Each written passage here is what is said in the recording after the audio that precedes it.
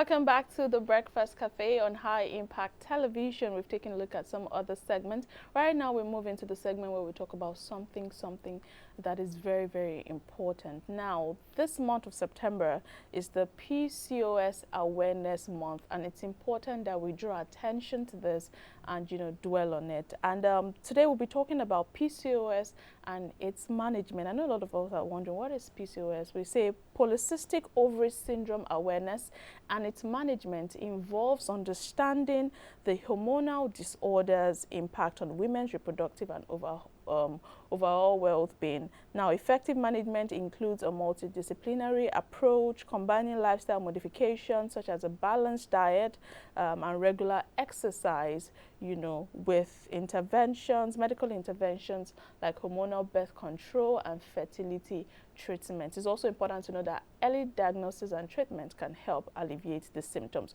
We won't be taking so much time on this introduction because we have someone in the studio live with us to discuss this important topic in person of Sarah Afolabi Olagoke. She is here with us to discuss PCOS management and awareness in this month. She's a PCOS advocate and the CEO of Terslyfoods. Good morning, Sarah Olagoke. Good morning. Good morning. Thank you so much for joining us live in the studio. Thank you for having me. It's like a women affair this morning, considering the topic we're discussing today. To kick off with, PCOS is a very sensitive topic, and if we're not careful, we would go with a lot of myths. So, 2 questions in one. Okay. As an advocate of PCOS, what exactly is PCOS, and what are the major myths that surround it? Because I've heard a lot of things flying around about PCOS. So if you could just break that down to us. Okay. Firstly, PCOS is an hormonal imbalance disorder. It's one of hormonal disorder that we have, and it affects 5 out of 10 women. Okay. In fact, globally, we have over 20 million that are affected, and it comes in different forms for women. Some people, you see them bloated tummy, change of voice like mine, and hair growing in so many different places except the head. So for the myths, some people feel, oh, you're eating too much, that's why you are fat. Oh, maybe she's done a whole lot of things, that's why she cannot conceive. Or some will even tell you, oh, you can't find your periods, you should be grateful. You hear that. Some people will tell you, oh, me, I don't want to have period. Or if I'm like you, I will be grateful. But all these things are issues that we just overlook, and people will just say, okay, lose weight. And the funny thing is, there are some women who have PCOS and they are not fat. Right. There are some are even menstruating, but they are not ovulating. And once there's no ovulation, definitely conception cannot take place. Absolutely. So it happened to me. At first I was menstruating. No. Irregular periods. Then later there was no periods at all. Then I became so bloated. People were like, oh, she's pregnant. Because then I just got married. So, oh, thank God she's pregnant. And I'm like, I'm not pregnant. Is it possible that I'm pregnant? And I don't know. So we started going from one center to another, from one clinic, from one hospital, different doctors. And we're like, okay, fine, I'm pregnant. Yes, I am. So if anybody say, oh, you're pregnant. Yes, I'm pregnant. We're twins. So you were in the spot about it. While you were talking, I had so many questions going, light bulbs all over my head. I mean, oh, she said she couldn't menstruate. Oh, she said she changed her voice. Oh, but for starters, right, I like the fact that you're Sarah and she's Sarah. Some in the midst of Sarah. But one of the first things I said to you when you came into the studio or when you had sat down was that I like your voice. It's deep. I love it. And then you said PCOS, give it to me.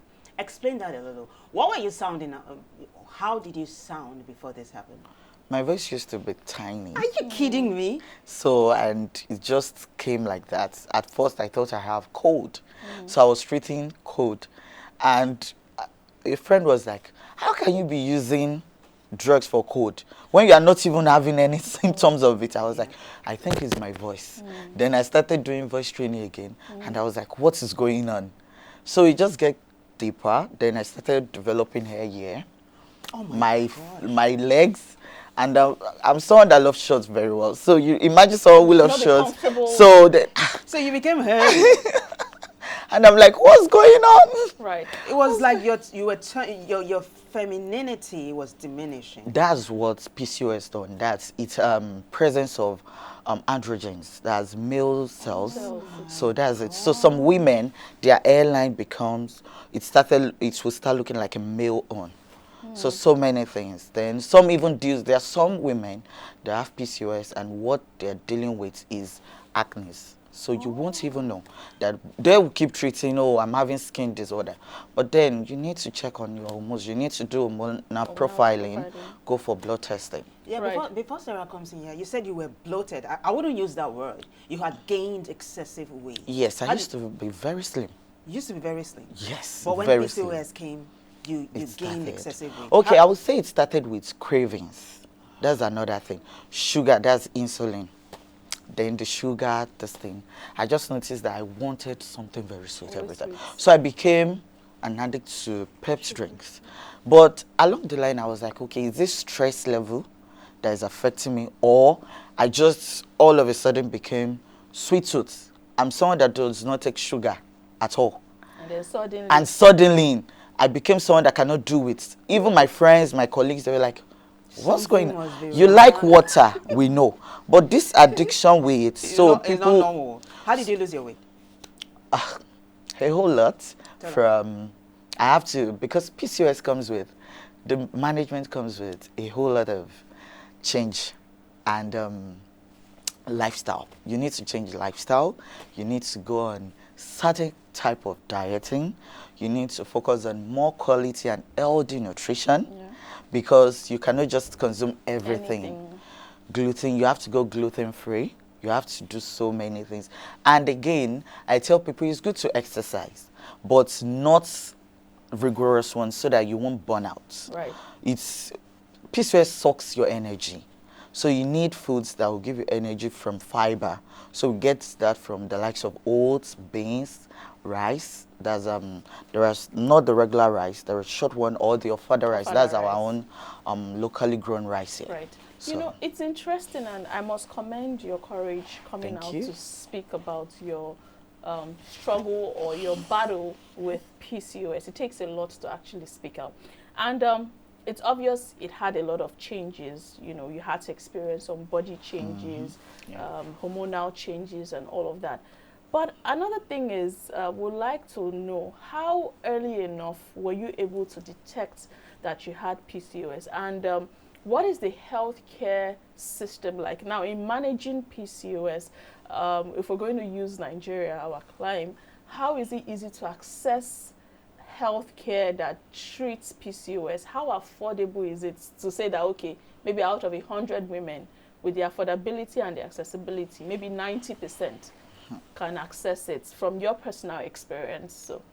Okay, so for me, I was able to detect it on time. At first, growing up, I used to have this serious menstrual cramps. Okay. So then we're like, oh, when you start having sex, oh, when you're married, or when you give birth, you know this myth that comes with cramps. Then my periods used to be regular. Then it becomes irregular. Then I was like, what's going on? First month, that was why I said, people were like, oh, you're pregnant. Then first month, second month, third month, I told my husband, I said, this is not normal. I'm not pregnant and I'm not menstruating. Something is wrong somewhere. So if you're menstruating and all of a sudden it stops, you're not, or it becomes irregular, you should attend to it. Go to the hospital, ask them that you want to do profiling. There's a hormonal profiling test. It's a blood test. So if you do that, then they will know, okay, if it's PCOS or something else. Then along the line, we started, I met with hospitals, right? I had to go with, because I'm very, very careful with my health. I'm always saying it that I don't know why you'll be a woman and you'll not be so concerned about your health. Any slight changes, I notice. So I think that was what actually helped me as well. Then I started going from one hospital to another, get answers, and they started with what's it called, pills, betting pills, to bring back the periods, because they were like, that's the first thing we need to do. We need to bring the periods. If it's not coming, then we know something is wrong. So it brought the periods, but I reacted badly to it. Like the uterus was swollen, so many medical issues. Like it was very terrible experience. Then from there I was able to switch again. Okay, I traveled to South Africa.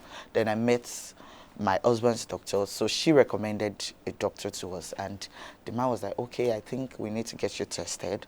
With this explanation, I do not want to quickly jump on PCOS because it's not really common, but let's just see if it's then from there we kicked up. Then I have to come back. I had to meet another gynecologist, and the man was absolutely amazing. So we kicked up from there, and they said, okay, we're dishing the, what's it called, the pills. Now let's go with the thing. And I was like, okay. He said, can we do HSG? Is it HSG or something like that? It's to check fallopian tube, one very painful procedure. Not really painful for others, but for some of us, it's painful because they have to go inside. And they were like, oh, it's not blocked, so why is there no conception? Then periods came with all those things, but then there was no ovulation because the cells, the eggs, were not maturing. So one thing about PCOS, you see the womb, and some places we have patches like that, different patches. Those are the mini cysts there. So that's what they call PCOS, like it's multiple of them. So that's what was actually causing infertility. Then we started treatment on that as well. Then we started follicle tracking every month after the periods. And then this thing comes with several miscarriages, failed IVFs, and so many changes. So it's just so funny. But then not only medical procedures, I too took it upon myself, and thanks for the internet as well. That's why I tell people the smartphone is there for good. So it depends on what you want to use it. Right. Yes. You know, while doing my research on this, I stumbled on a lot of misconceptions. And some people are saying, oh, we've not really gotten to the root causes of PCOS. But while doing my research, I saw a lot of misconceptions. Some said early access to sex, some said abortions, some said unhealthy diet, some said hereditary, you know, a lot of things flying around. So as an advocate, we know that these things fly around every time, but to dispel these myths, what are some of the causes, if there are any, of PCOS, or is it that it just happens? Or if no, what are some of the causes that people need to now start looking out for that can lead to PCOS? Okay, firstly, I would say some of it are actually correct. Sometimes it could be hereditary, and sometimes it could be stress level. Okay. Mine, when we trace it down, is not hereditary, it's from stress level, and the fact that I used to have painful cramps. Like back then, whenever I'm menstruating, I don't go to class first day because you roll. So maybe it could be those drugs that we're using back then, or diet. So mine came with dieting and stress level. So that's why we advise people that if you want to manage it, aside the drugs or whatever they give you in the hospital, you need to work with diet. Your dieting has to be on point. You need to change so many things. You need to, even if you want to have a cheat day, you should know that your cheat day comes with different things.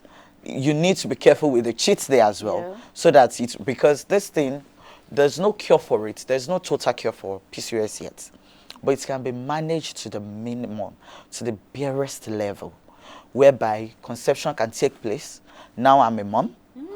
That's nice. Happy to hear that. Thank you. So, and some people will just want to manage it to get their confidence back, because when you start managing it with proper nutrition, that's why I mentioned some foods that you need to take. And you need to go with so many nuts, from what's it called, almonds, cashews, granules, even the granules is not really what we want. But in case you can't find some of this nut, then you go with certain spices as well. You need to be careful of the dairy products you want to take. In fact, dairy is not advised. But if you want to, you just have to look out for the ones. Then also mushrooms. Yes, there is a particular one, lion mane mushrooms. So amazing, fantastic. It's very good too. So it works with it. Okay. Then you need to consume beans. Beans products. Women that like to run away from beans. Yes, you just have to. That's why we have them everywhere now. So like this PCOS thing took a whole change in me to the point that it's reflected in my brand. Because I was like, okay, if I am experiencing this, then I had to start doing my research, survey. Then we found out that there are so many people out there who have it, but they're ashamed. Some don't even know. Some don't even know. It was during our research that we were speaking with some women, and they were saying so many things. And I'm like, do you know that these things that you're saying, it's related to this? And they're like, what's that? I said, okay, you know what? Talk to your health practitioner. I'm not a medical doctor, so speak to them. Yeah, Sarah, before you come in, two things, yeah? From what you said so far, you mustn't be heavily dependent on drugs. Yes. There are ways you could take care of yourself. Healthy lifestyle. Elder lifestyle. Then something Sarah said earlier on, that there are lots of stuff flying around on the internet.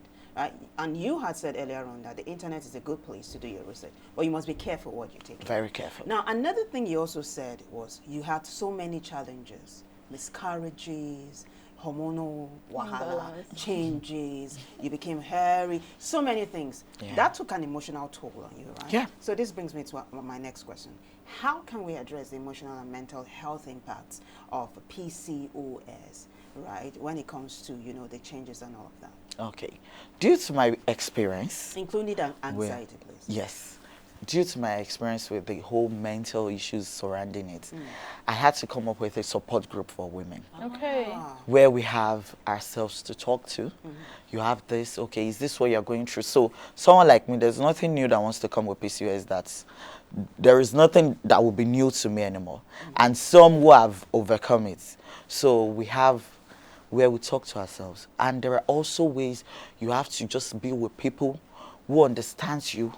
If they don't understand PCOS, it is your job to educate them so that they can understand, even if you have to talk to people who knows how to pass the message to them.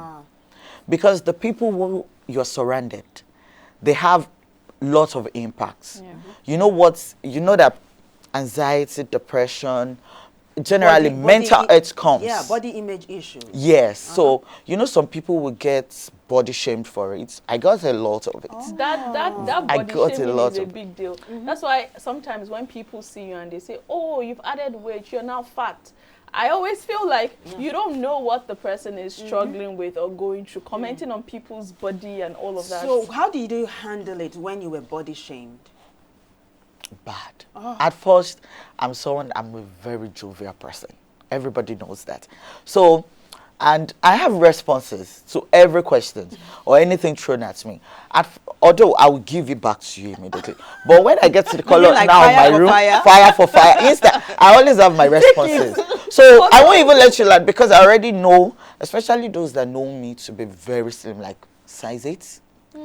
Then I went from 8 to 10, 10 to 14, 14 to 12. Oh, Lord. So I was dancing and I'm like, what's going on? So those people who knew me as 8, are you, is it obese? Oh, you're this. And I'm like, oh, then I should be grateful. Why are you not dead? At least you're old enough to die. Why are you here? So, those. But when I get to the corner of my room, you cry. Then nagging. But my husband will be like, what's the big deal? So let them talk. So you need a very strong support system from home, from friends, and thank God my friends too. Because when I told them that, doctor said I have PCOS, one was like, what's that? Then I said, you have phone now. Check. Then all of them, oh, we didn't know this is what you're going through. So in fact, they sent me materials.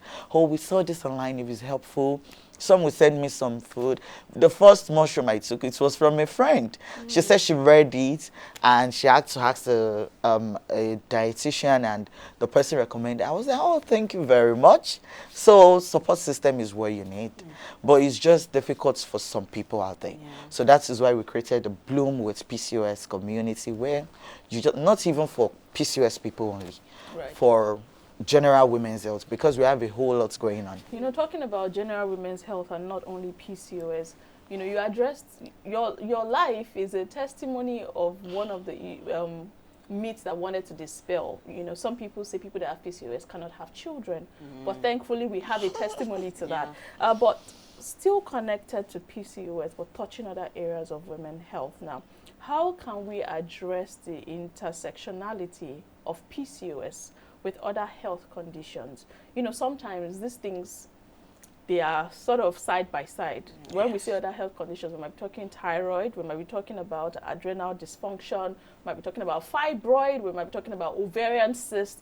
These are issues that affect women. So how then do we address the intersectionality of PCOS with this other health condition? That is why we created the awareness. So first thing is, whenever you see any changes, you don't just start treatment yourself. You need to go to the hospital. That is why the medical practitioners are there. So they will be the ones to tell you, with their series of tests, scans, and so many things. They have so many, all those, they are technologies. And thank God for innovations. They have some of these things now that can dictate anything. So that is what will let us know, oh, this is what you have. This is what, because if PCOS is not treated, it leads to some of these things you mentioned. It also leads to even ovarian cancer if it's not treated. So that's why I tell people, if you notice any difference, if your periods used to be regular and you have a regular flow, maybe 3 days, and now you're having 1 day, please don't sit down. Don't just say, oh, thank God, I'm saving pads. Right. Just before we go, because our time is fast spent, you talked about something, you notice any change, you visit the hospital. One of the things that prevent people from visiting the hospital is finances, right? There was a time I needed to see a gynecologist, right? And the health insurance did not cover it. But thinking about the amount that the hospital was charging, I had to go back home and think about it 2 times. Many of women out there have this challenge. Now, you talked about a support group, a network. Is there a plan to work with the government to provide some sort of maybe subsidized health care? Because these things cost a lot of money to properly manage, even to detect. So are there ways that you look out for support from the government in terms of access to health care, affordability, so that every woman, when she notices a change in her body, or she might be suffering from PCOS or anything, can say, okay, I can go to the hospital because I can afford it to an extent? What's the plan, or is there conversation like that? Okay, we are having conversations on that already. So that's why we have been sourcing for partnerships with government establishments, so that every woman can have access to this health care. It's very crucial because, you know, health care is not cheap. Absolutely. And if you have to go to the general hospitals, you know, days that you have. I experienced that. Like, that was one of my early days issues. Long queues, and then you have to keep going. And thank God for some foundations already who are doing that for us. So we are working into partnering with them, and then also linking up with governments, so that every woman can have access to this. We need them on board. We can't do it alone. And also, there are some private foundations as well who pay for medical checkups for women. Some even focus on women. So, and we have them. We already have some in Ogun State. In fact, we have one that we are working to partner with already in Ogun State as well. This is a safe place to land. I'm so glad that you turned your challenge into a springboard. Well, here helping other women as well. Helping other women. Here you are now, Thank you. an advocate. It was such a pleasure to have you. Thank you very much. There's still a lot of questions to ask, but time will not permit. But it's interesting that the whole of September is the PCOS awareness month. Globally. So it's possible that we can still pick up this conversation again to talk about some areas we've not touched on. Yes. But it's been a delight. My namesake, Sarah, Olagoke. Okay, thank you very so much. So Thank you much so for joining us much. and for sharing your story with us. Thank you. Thank you for the courage. Thank you. All for having me. right, we just had that interesting and educative conversation on the concept of PCOS as well as its management, dispelling some myths and misconceptions and ways to properly manage it. We hope you learned one or two things in this PCOS Awareness Month. We had a conversation with Sarah Olagoke. She's a PCOS advocate. And we'll take a break now. When we're back, we'll go straight to wrap up the conversation. Just stay with us.